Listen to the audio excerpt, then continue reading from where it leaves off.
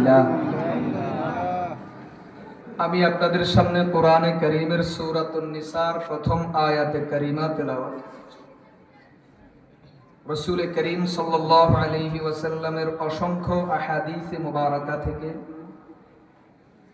সহিহ মুসলিম শরীফে হযরত জুনদুব ইবনে আব্দুল্লাহ রাদিয়াল্লাহু তাআলা আনহু সূত্রে একখানা হাদিসের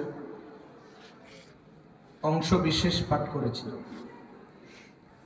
খুব অল্প সময় আয়াতে কারিমা এবং হাদিস শরীফের উপরে কথা হবে। ইসলাম শুধুমাত্র আল্লাহর হকের নাম নয়, বরং আল্লাহর হক এবং বান্দার হক দুইটার নাম ইসলাম।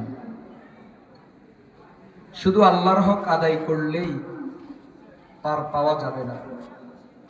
নামাজ রোজা করবেন আর মানুষের সম্পদ মেরে খাবেন, দোকানে বাকি খাইয়া জনমের জন্য বাকি রাখবেন আর দিবেন না, মানুষের জমিন দখল করবেন, মানুষের দোকান দখল করবেন, মানুষের জমিনের আইলঠেলি সোজা করবেন, মানুষের বাড়ি ঘরে চুরি ডাকাতি করে খাইবেন, চাঁদাবাজি করে খাইবেন, রাস্তার কাম আটকাই দিবেন, আল্লাহর কসম আপনি জান্নাতে যাইতে পারবেন না।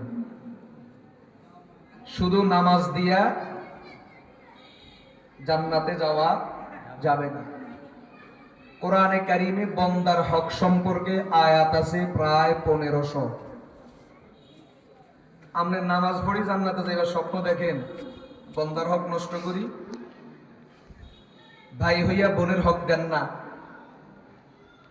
ভাই হইয়া ভাইয়ের উপর জুলুম করেন, চাচা হইয়া ভাতিজার উপর, ভাতিজা হইয়া চাচার উপর।